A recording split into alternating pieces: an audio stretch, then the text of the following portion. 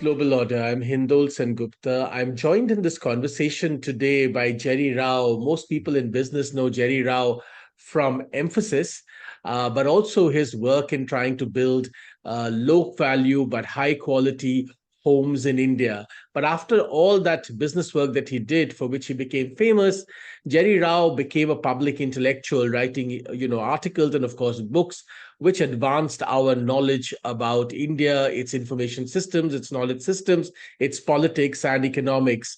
Jerry Rao was on this platform a few months ago where we had a great chance to talk to him about India and Israel. Today, we're going to talk to Jerry Rao about one critical thing that's dominating conversation in India. Was there really no India before 1950 when its constitution was written? Jerry Rao, thanks very much for your time. Yeah, that is the question that you ask is really the argument that is being made both explicitly and in many cases insidiously by a wide variety of leftist intellectuals. That's why this excessive love of the Constitution, what I call the fetishization of the Constitution, making it the sole determinant. One of my leftist friends said, it's the only document that all Indians can relate to which I said, what about the Ramayana? Not just Indians, Thais and Indonesians also can relate to it and have been relating to it for centuries. Constitution is a very important document. It's an important event in our history, January 26, 1950, and the proclamation of the Republic of India. Let's not underestimate or understate its importance. What I think you and I need to grapple with is the subtext. The subtext is everything starts in 1950. All our culture, our civilization, our traditions, our past, pre-1950 is really irrelevant. That is one way of looking at it. The second way, even more sinister, is actually reactionary, backward, hierarchical, exploitative. It's got all the bad things that this group of people associate with India and with Hinduism. And that's the thing that we need to grapple with, because to acknowledge that Constitution is important is no big deal. We all agree.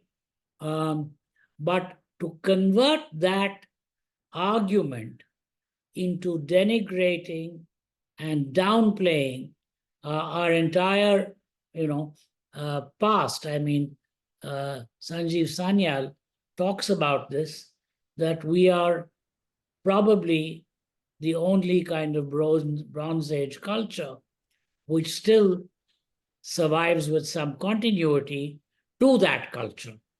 And that is completely negated when you overemphasize, fetishize, make an idol out of the Constitution. Of course, this is true because before India, the Republic of India came into being, there was a national entity called Bharat. Now, this, of course, was denied. I mean, this is a classic colonial argument. There was no India. And I've heard British professors say this. There was no India before 1947. And of course, before 1950, when the Constitution came into being. Now, this argument was pushed by the British because it allowed them to showcase a particular continuity of invasion, so to speak. There was no India. It was constantly being attacked by different people. It was always under the control of this person or that person. Once there was the Mughals, then there was, us, the British, and so on and so forth. And which is why there's been such an push towards trying to say, and now it's totally discredited, but people still say it, the Aryan invasion theory. We now know genetically there is no Aryan invasion theory, but it's still said because of this entire argument. Now, the Vishnu Puran, of course, talks about Bharat in very clear terms. The geography is clearly mentioned. People like Radha Kumud Mukherjee, Jadunath Sarkar, all these people, R.C. Mazumdar, they had no doubt about the geographical continuity and scope of this land called Bharat and the civilization called Bharat. All of this actually gets negated, isn't it? If you say what matters is only 1950 and only the Constitution. In fact, even if one bought into the British argument, I am willing to concede that in a contemporary sense, administrative unity has never existed in India. To that extent, we are different from China, which has had imperial dynasties trying to stretch across most of modern China. But we have had a cultural persona, a cultural unity, as you said, Vishnu Purana clearly mentions it. And the fact that there is no administrative unity doesn't mean there is no India.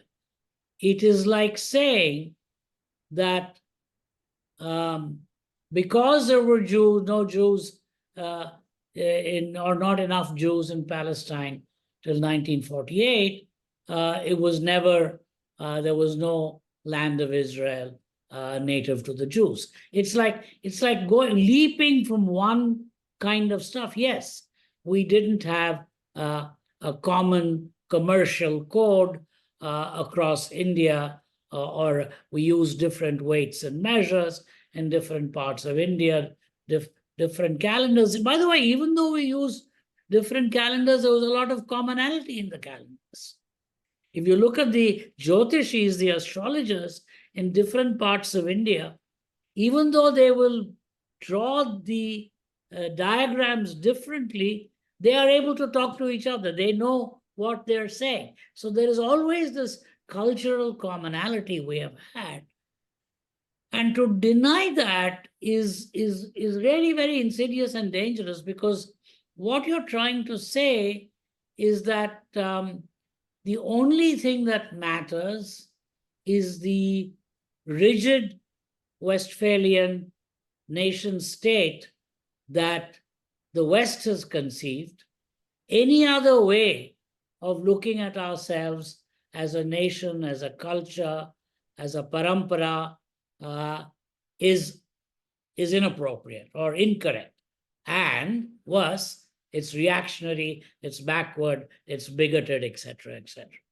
Now, to your other point, which is this whole bogus Aryan invasion theory and India as a land of continuous invasions. You know, that's a very, very foreigner-centric view. If you are a foreigner, if you are a British administrator living in Calcutta in 1820, for you, the primary issue about India is that we are ruling India. And then you come up with this thing, oh, before us the Mughals ruled, before us them the Afghans ruled, before them the Aryans ruled.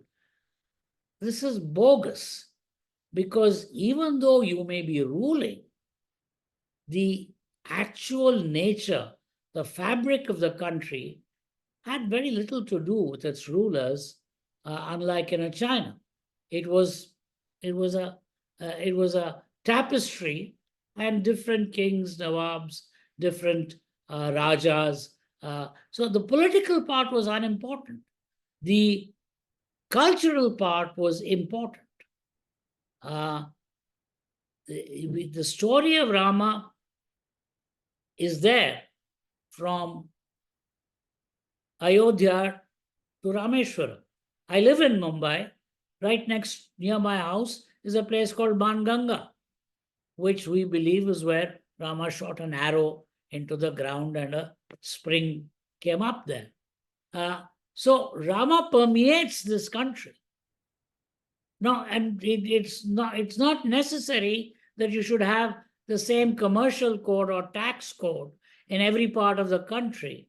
See, the British, their view of a thing was, if you don't have that, then there's no country. We don't accept that. We do not have to become victims of their vocabulary, of their definitions. And unfortunately, with the departure of the British, we have our own in-house Marxist colonialists who have tried to colonialize Indian discourse in the Marxist vein, who bring again imported vocabulary and try to force us to accept it. I'm saying we need to reject it. India was not formed in 1950. And I would argue with an English person, it wasn't formed in 1792. By the way, do you know that till the 1790s, the governor of Bombay, the governor of Madras, and the governor of Bengal separately reported to London, to Leadenhall Street. You know, Warren Hastings was the first governor general. He was governor of Bengal, and in addition, he was made governor general. And these two people were asked to report to him, and they resisted it. The Madras and Bombay governors were very unhappy. They wanted to keep control of their own armies, their own finances. So even the British, the idea that they created this administrative unity, it's got to be understood in a proper, nuanced way. So, and take the Mughals, they never ruled Rameshwaram. They never ruled large parts of Assam. They never ruled Travancore. And even where they technically had some rulership, it was very loose. There were many Rajas, there were many Paregars. I mean, it's not clear to me at all that the Mughals exercised jurisdiction in great detail across the country. So the idea that political unity is what constitutes a country, and a political definition, namely a constitution, is the only thing that matters, I wouldn't care, frankly, if it was an innocent argument they are making. It is not an innocent argument. The purpose is to kind of sabotage our cultural continuity at its very roots by denying its existence. Come to the Mughal history in just a moment, because you're absolutely right, and all of this is documented. Mughal taxation is very, very illustrative. Nearly 70%, according to some data, of Mughal taxes that were collected had to be deployed in the process of collection, which means, in the sense, there was such resistance that such heavy duty efforts had to be made, to put it very politely, to extract those taxes. All of this will come to in a moment. Nobody taught them the Laffer curve. Chanakya had always said Shadbhaga.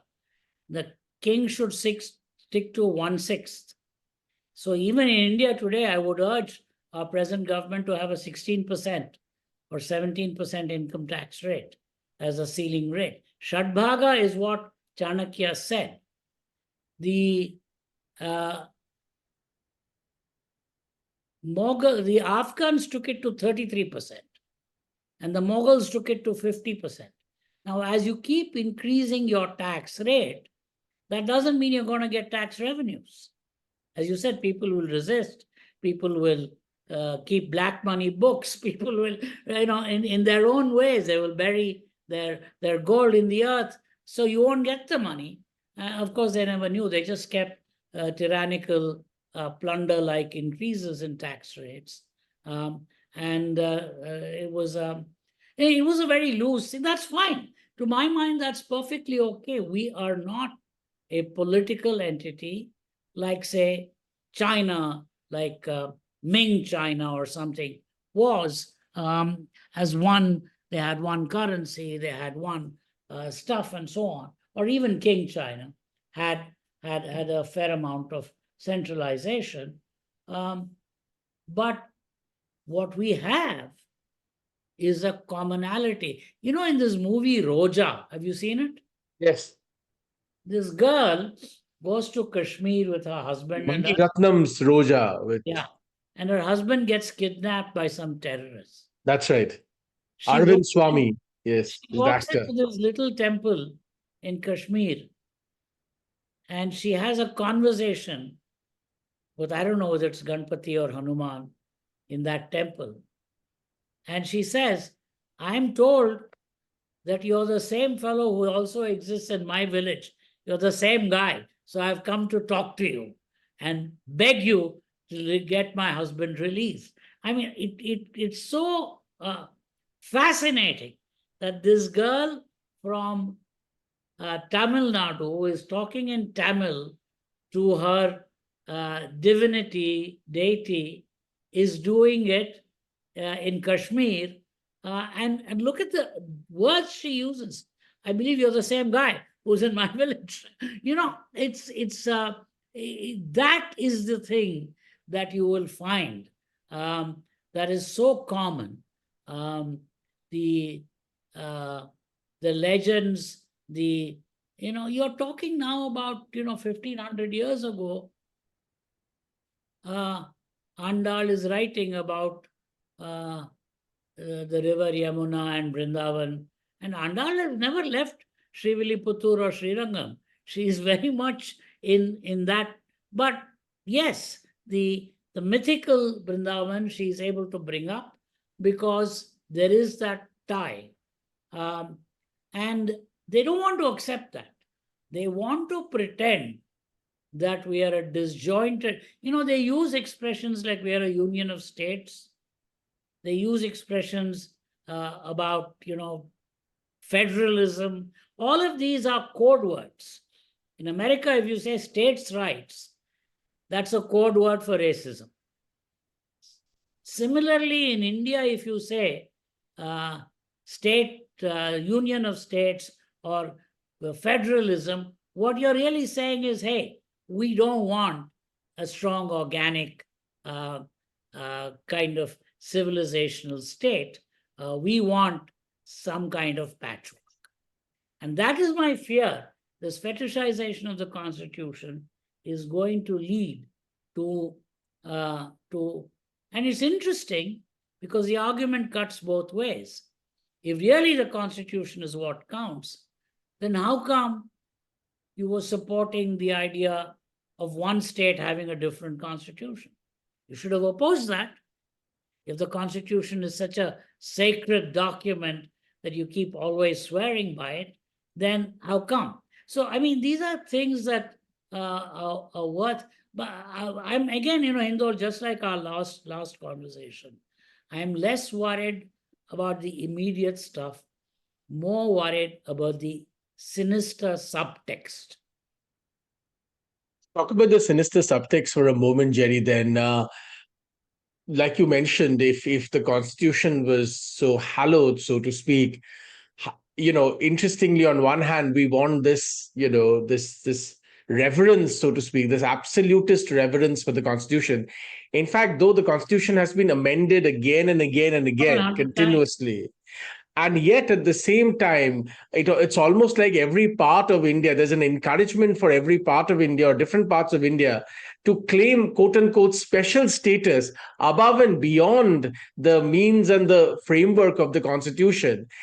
This in fact this is an old trick. This basically, in my opinion at least, is essentially to encourage a certain balkanization of India and certain loosening of the of the sovereignty of India and its framework and structure. This is an old thing that has gone on for a long time. It has resurfaced in a very sinister way, Jerry. Reflect upon that for a moment. No, it's definitely, the idea is that somehow India is better off as a weak and poor country. Yes, absolutely. Because a weak and poor country suits, of course, foreign forces. Why would they want any country to be strong? They always would prefer us to be weak and poor.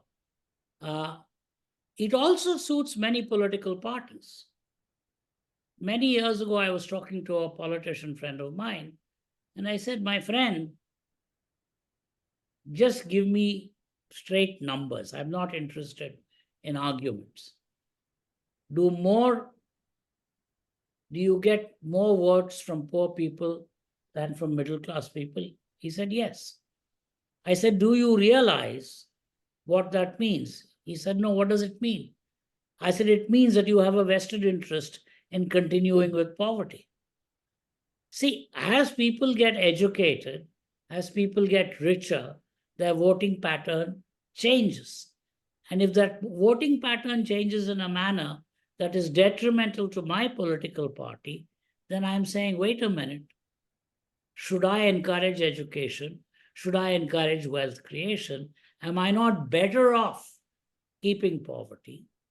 And this goes back to the old patron-client relationship, where keeping backwardness and poverty and establishing a patron-client relationship with voting groups suits me.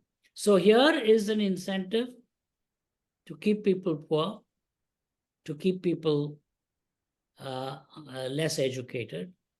And the idea of keeping India weak, encouraging different state agitation, different movements here and there, is always on the boil.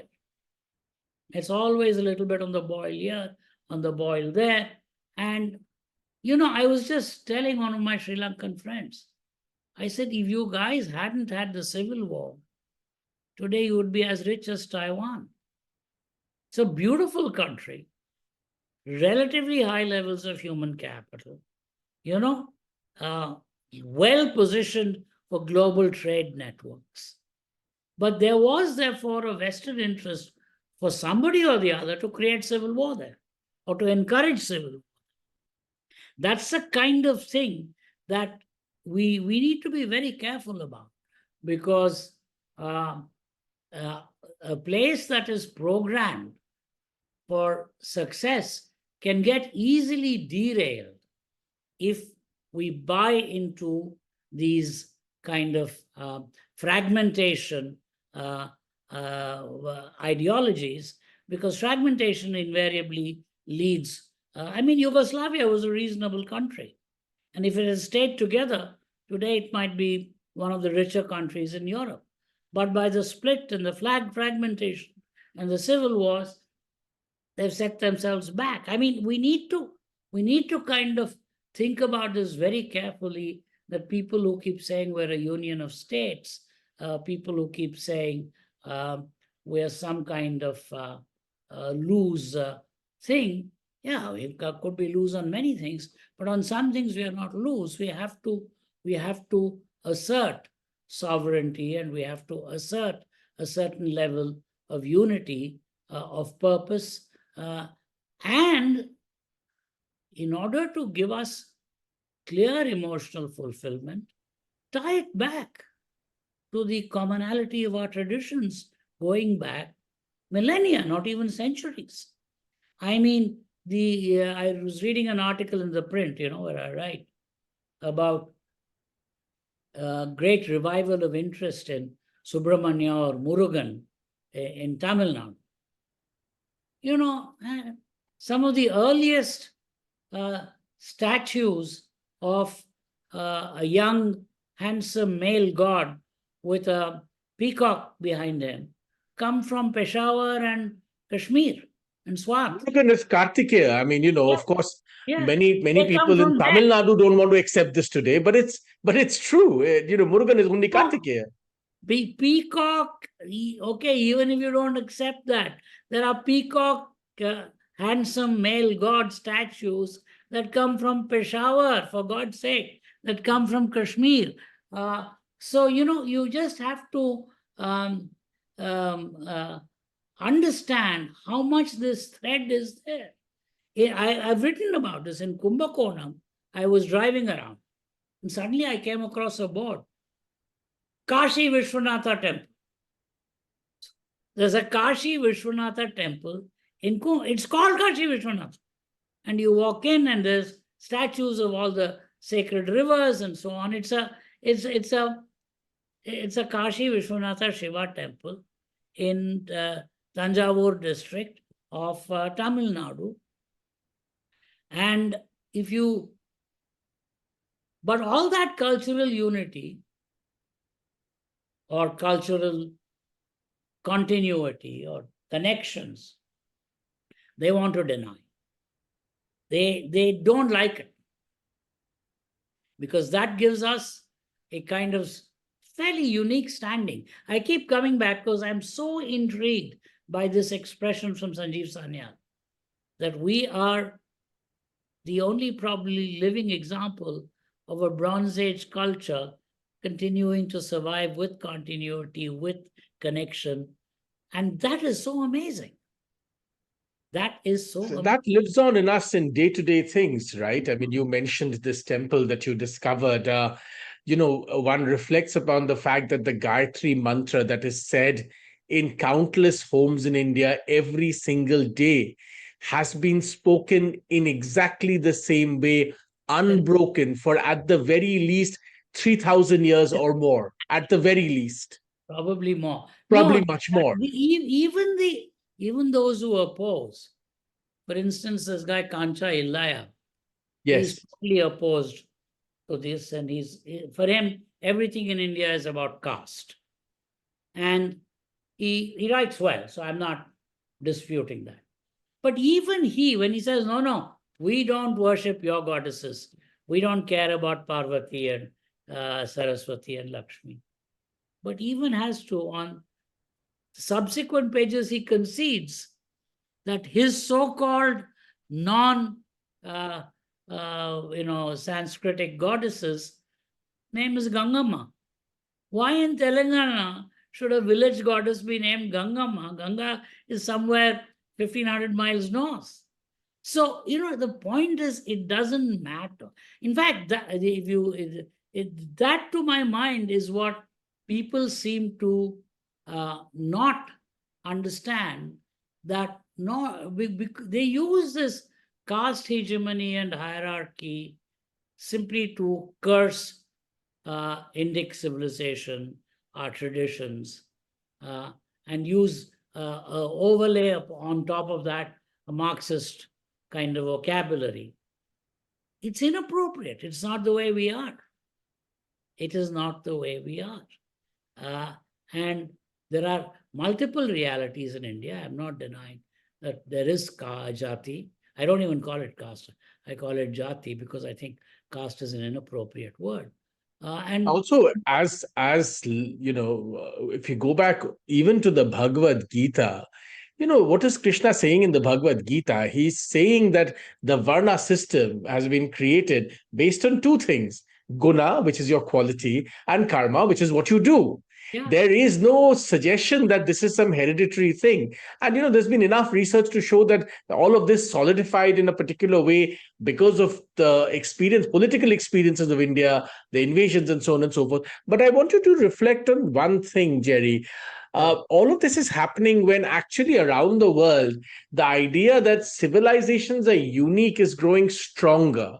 Even America today, says that it is a civilization. Certainly, countries like China have always said that they were a civilization, and not in the not in the Westphalian model. Countries like Turkey say that, and many others. Increasingly people are saying that they are unique and they are a civilization. But of course, India, perhaps one of the biggest claimants of being a unique civilization, the debate seems to be going the other way. oh, we are under attack. There is no doubt about it. Um, there is because I think for the left to concede that would be to destroy their worldview. Their worldview is about oppressor, grievances. Uh, their worldview is about exploitation. Um, and therefore, anything that has a sense of continuity, they want to break it. Second, they have to reject the sacred. Now, the problem is whether you like it or not. I don't know enough about Aztec civilization. I will grant that.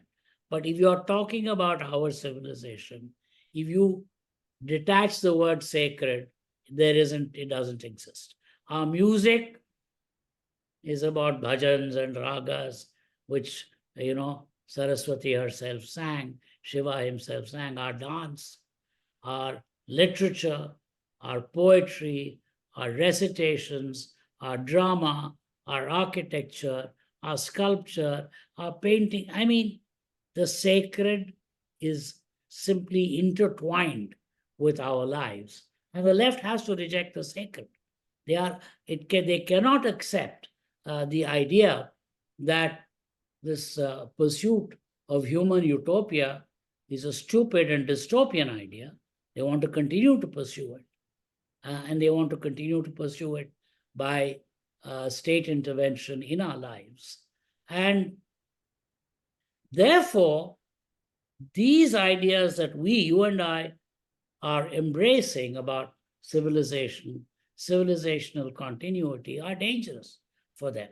And everything they can do, be it in textbooks, be it in newspaper editorials, be it in slanted TV programs, they will do to hit at it. They will do to hit at it. And, it's a fascinating thing that they are so scared of us that they constantly keep going. And unfortunately, I think, we had an opportunity in 47 to kind of redefine ourselves in our terms and not in their terms. Either, European liberal terms or European Marxist terms. We could have done it in our terms. And we didn't. Fine. Okay, we had to do, partition. It was an unstable period. We wanted some continuity. We chose some compromises. I mean, the Constitution of India, these people who swear by it, they don't know that 80% of it is a repeat of the Government of India Act of 1935, passed by the British Parliament. Okay, anyway, we will leave that to one side. They did it for convenience. We will forgive them. There was no need to persist with it. There was no need to not make an alternative viewpoint available. You were talking about Mazumdar. He was literally forced out of his historic, his positions. Anybody who kind of made a point, there used to be a guy called Gurye, who was a sociology professor, M.N. Srinivasa's professor in Bombay, all maligned, put to one side, and so that's what I know in a recent article I wrote in the print. I said, if you look at the Sengol thing, who was behind the Sengol? Two people, Rajagopalachari and the guru of the Tiruvadurai Adhinam. Now, Rajagopalachari, look at his contributions. He has translated the Ramayana, the Mahabharata, the Tirukkural, the Bhaja Govinda. He has composed Carnatic music songs, Kurayundrumillai. He has started his own political party, Swatantra. He has done a whole range of things. He was the first Indian to be Governor General of India. A Sengol that he gives is tucked away in one corner of an unknown museum in Allahabad. The guru of the Tiruvadurai Adhinam is one of the oldest Adhinams of Shaivite traditions in Tamil Nadu. Very important, learned, eminent person, the guru. He gives it to you. And in fairness, again, Mountbatten actually ceremonially hands it over to Nehru as a kind of parting gift of the transition. What do these guys do? They put it in a corner in an unknown museum. I've been to Allahabad. I never went to this museum where it was supposed to have been kept. And the curator catalogs it as a stick. The Sengol is a stick. Huh? It's a... All of this is, some of this cannot be a coincidence, Jerry. Not at all. It is It's not impossible. accidental. It is not accidental. It is deliberate. It is meant to suppress. It is meant to suppress the Tiruvadazare Adinam's traditions. It is meant to insult Rajagopalachari because he was immersed in our traditions. It is meant to kind of walk away from those kinds of customs and objects that our ancestors used 1,000 years ago, 2,000 years ago. The Sengol goes back very long time. So these, but we don't want to accept that. We would rather listen to a Marx. We would rather listen to somebody who's absolutely shallow and near term in their thinking than acknowledge that. So that tells you we had a chance in 47, okay, and I grant it's okay because it was a very tough time and you don't want too much instability. But over the next 50, 70 years, we can work on this. We can, change our history books to get rid of Aryan invasion theory, which is a lie. We can do things like that. We can emphasize the importance of, for instance, I told somebody, I said, have any of our children heard of the Kalachuris? No. I said, they built Elephanta. And the Elephanta Mahesha Murthy, in my opinion, purely from an aesthetic point of view, that sculpture is comparable to Michelangelo's David. I mean, we are not talking about some teeny-weeny sculpture. This is a massive sculpture. And the three-headed Shiva, the Mahesha Murthy, has to be an extraordinary aesthetic achievement of human. Fact is, most Indians have no idea about this Murti. They barely have an idea about the Elephanta Caves. At least when we were in school, we were at least taught there was an Elephanta Caves and so on and so forth. Today, when you talk to young people, they have no clue. That's the tragedy. Jerry, I want you to reflect upon one thing. As India rises, there is a global context to all of this because we're talking about how many other countries now claim to be civilizations, are civilizations, some of them. As India rises, India's grand narrative cannot be created on the basis of borrowed principles. Correct. India's grand narrative has to be created on things that are, authentically, very importantly, and indigenously key to India's civilization. We cannot take a bunch of borrowed principles from the Government of India Act and so on and so forth and say, well, this is why we're unique. That's the problem, isn't it? Mm-hmm. I think the important thing, Hindol, there's a guy called Balagangadhara who writes very well. And he makes the... Heathen in his darkness. We all read it. The interesting point that when we're agreed, we can't accept their grand narrative because it is theirs. And frankly, we'll read it. We're not open to ideas, but it's incomplete, it's wrong, it has its own problems. How do we start setting up our grand narrative? He argues that the first thing we have to start is with vocabulary. For instance, is a very interesting thing. The entire Christian missionary 19th century narrative about India and was their idolatrous polytheistic people. They worship many gods. Fact is, we don't worship. Worship, unka word hai, it is their word. We don't have a word for worship. We do puja. Doing puja is not worship. Doing puja is a ritual. And by the way, most pujas don't need a statue.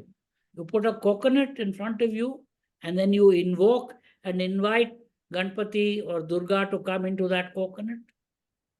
And then you have a conversation, a dialogue with Ganpati. And then you send him off, saying, go Ganpati, come back when I call you next. Punaragam. Punaragaman, we tell him, later when we call you, come again. This is an elaborate conversation ritual. It is not worship the way you guys in the Bible or somewhere else have defined the word worship. We have to start at that rudimentary, elementary level. And I think people like you, by setting up this podcast channel, are doing a great service, because you're saying this is the Indian story. And we are unashamed about it. And this is the way we are going to tell it in our vocabulary, in a manner that makes sense to us. I'll give you the whole other thing. 19th century British writing is full of the fact that Indian religion is all about sexual debauchery and ritual prostitution and so on.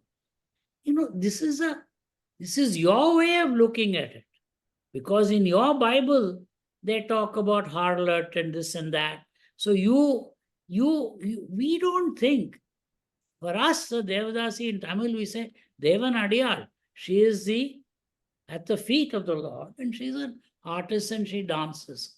It's not so alternate points of view that we have, even those are not there in our vocabulary, in our history books, in our general conversation. We have so completely accepted their view of it, and it's a long and hard struggle, but it's begun. My point is, in the last 20, 30 years, people like you, Sanyal, Sampath, there's enough people who are moving the needle. There's Balaganga. There are enough people moving the needle that over a period of time, I think we can reclaim. And also, the point you made, we have to go back and reclaim some of our 18th and 19th century savants. We have to reclaim Radha Kumar Mukherjee, Jadunath Sarkar, Majumdar, Nilakanta Shastri. We have to reclaim them. Reminded, Jerry, as you say this, that, and I say this all the time, K.C. Bhattacharya in the early 1920s wrote that great essay, Swaraj in Ideas. We've had 75 years of Swaraj politically, but we are yet to attain complete Swaraj in ideas. And I think everything you're saying today is an urging, so to speak, to find that Swaraj in ideas. Yeah, in 47, when we dissociated ourselves from the British, unfortunately, we went ahead and associated ourselves with these Marxists. At least intellectually, we became the slaves of London School of Economics, socialists and Marxists of different varieties. And we are also stupid. LSE also had Hayek. We didn't learn from Hayek. Instead, all our guys who went to LSE came back as leftists. Because even in the West, there are alternate traditions. There is no need for us to have picked up the worst, the Marxist tradition, which has actually been the bane. And all this leftism that prevails today, oppressor-oppressed binaries, majority-minority binaries, all these come from accepting it's too bad, but it's going away. Listen, it is going away. It's also going away there, it's going away here also. I mean, there are brave people in different parts of the world who are saying, hey, this globalist nonsense we're not going to accept. We have. You're absolutely right, and there's a global pushback in a sense to this globalist narrative. I remember when we were in school, and those were the days when Tom Friedman taught us, or he tried to teach us, that if you wore blue jeans and ate McDonald's, you would all be the same. The ridiculous golden arches theory that supposedly countries that have McDonald's don't fight wars with each other. I mean, 30, 40 years of this kind of nonsense has gone on, and all of which we now know is untrue. But Jerry, I want you to reflect as we come to the end of our conversation. I want you to reflect on one other thing. Um, some of this has very practical, some of this causes very practical problems for India. For instance, not having a grand narrative, not understanding this cultural roots means we cannot make arguments, real arguments for India on behalf of India. For instance, in the Indian Ocean, if you don't know Chola history, you will always only think that the Chinese talking about Zhang He's sort of 7 or whatever 9 great adventures is the only thing that happened in the Indian Ocean. You will never know that the greatest maritime power in the world was perhaps the Cholas for nearly 1500 years. It has real problems today. It's not just problems of the idea sphere, isn't it? See, but others seem to know. Are you aware that during the coronation of the Thai king, they recite not only Sanskrit but Tamil? They recite from Tiruvasalam, from Tamil texts to this day. I mean, and they have continued to do this. We have not bothered to build on these connections. We've not bothered to kind of, and I'm not saying we need to be patronizing and big brotherly and all, not at all. In a very engagement of equals way, because obviously our ancestors, either through trade, commerce, partly through conquest, partly through exploration, they established a cultural sphere in this part of the world. And we need to go back to thinking about that. And frankly, even the spread of Buddhist ideas in that part of the world came from our country, so which is the origin of Buddhism. So there's two issues here. One is not paying attention to the fact that India existed before 1950 weakens us. As you said, today, it weakens us in our approach to Southeast Asia. It weakens us in our approach to the Middle East, to Africa. And the second thing is, which is frankly, in an immediate term, more worrisome, is the encouragement of movements like Khalistan and separatism and so on, because these can become curses which can destroy societies, set them That's exactly back. what has happened. The SGPC and others today teach that actually Sikhism and Hinduism supposedly have no connection. And yet we know Guru Gobind Singh wrote about the Devi. There are Sikh histories, replete with connections with Hinduism. Tegh Bahadur gave up his life to defend the Kashmiri Pandits. Correct. Guru Gobind Singh died in Nanded. If they create a Khalistan, how will they come to Nanded? He was born in Patna. This is, by the way, the first group of pilgrims within a few months of Dalhousie annexing Oudh. Obviously, Ayodhya, Faizabad came under British rule, right? It was annexed from the Nawab of Oudh. Within a few months, the first group of pilgrims who went to sat there and took over the place and sang bhajans and all. Guess who? They were Sikhs who came all the way from Amritsar. They sang Gurbani and other bhajans sitting there, Yet young Sikhs are never told about these stories today. It's because we deny this cultural roots. This is the problem. Yeah. No, I was telling one of my friends, I said, forget distant past, here, my living memory. My great-grandfather, it's in fairness, not living memory. I've never seen him. But I know this. My grandfather has told me this. My great-grandfather retired. He divided his property. I think he had 3 sons, whatever. He's not a very rich man. And then he went off because the British had created this new thing called railways. So he took a train and went off to Benares, saying, I won't come back. Because in general, in previous centuries, people who went on long pilgrimages usually didn't come back. But as luck would have it, the guy came back. Luckily, his sons were not like King Lear's daughters. They gave him back some of his. Well, but my point is, look at the connection between bloody some village near in Coimbatore district and Banaras.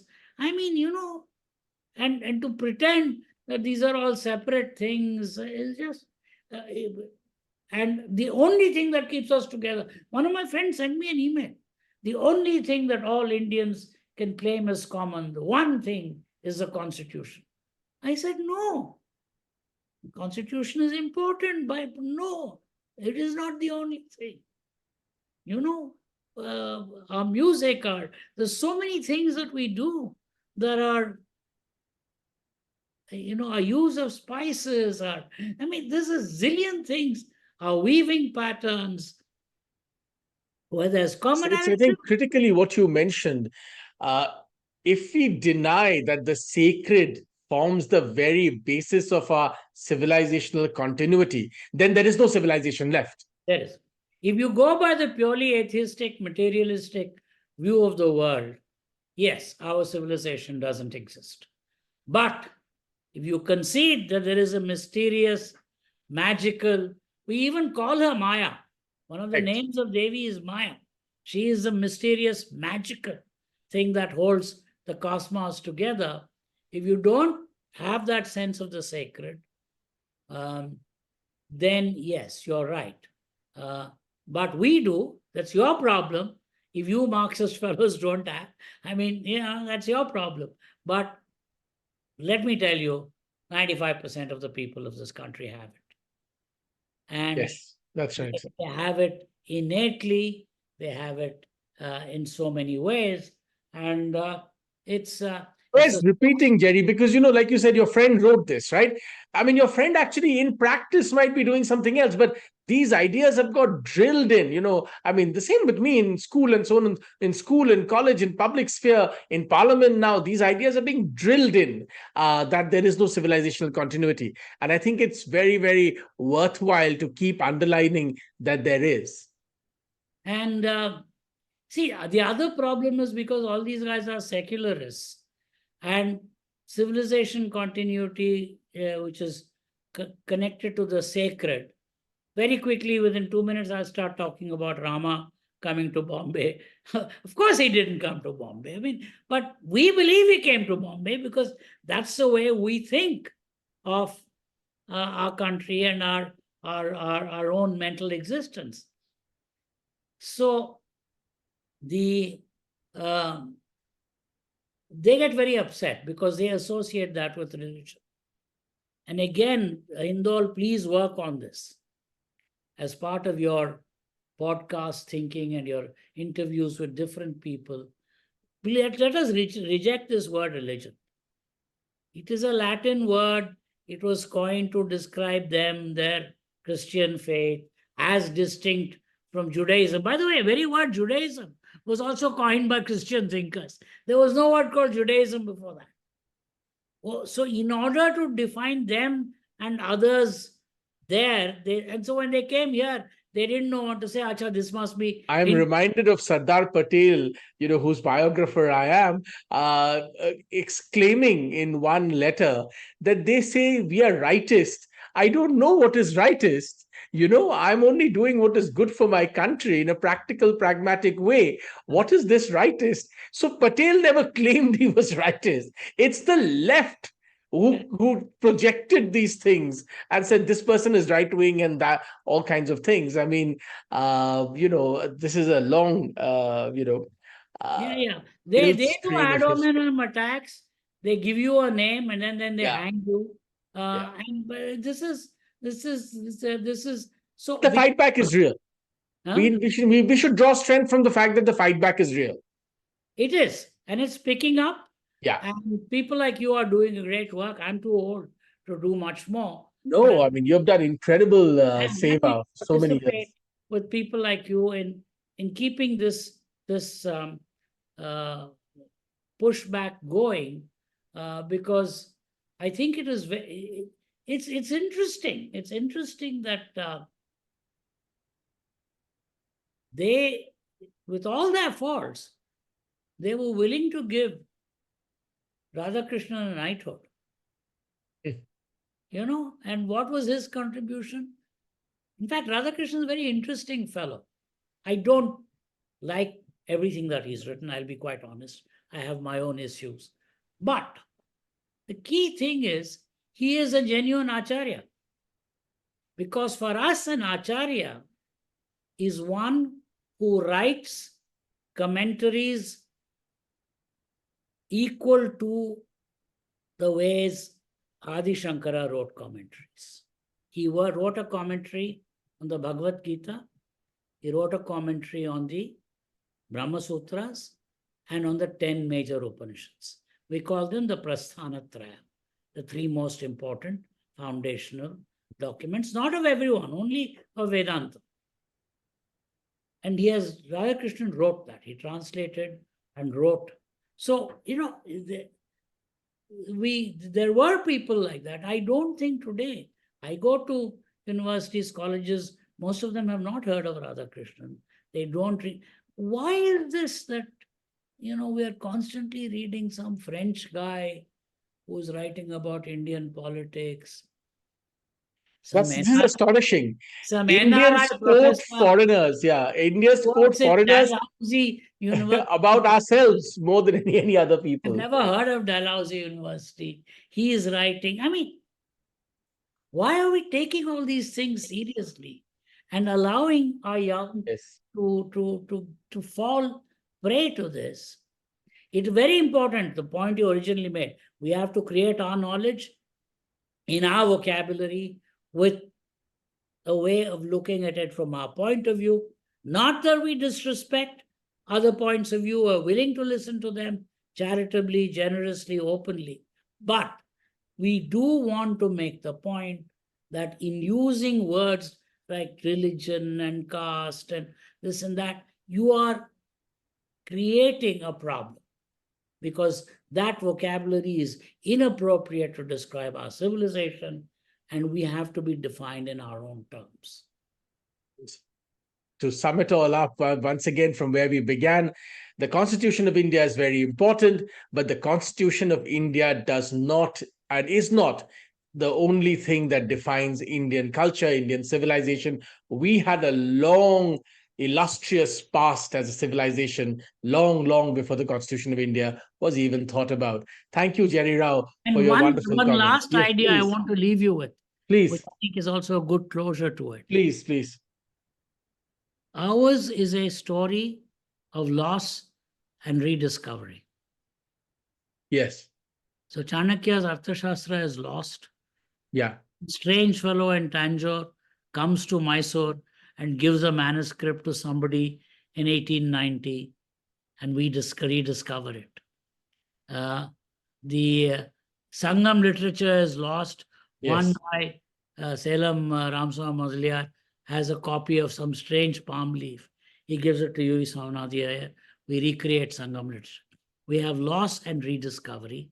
And I think if we keep thinking along that way, I think people like you are engaging in this journey of rediscovery. Good luck. Thank you, Jerry. As always, fascinating conversation, great ideas. Your work has inspired so many of us to thinking differently about economics in our country. I think that was the beginning point. And then, of course, we embarked on a long journey. Thank you very much for all your wonderful insights.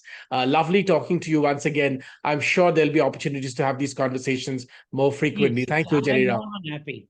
I enjoy talking to you. I'm more than happy. Thank you. Thank you, Mr. Rao.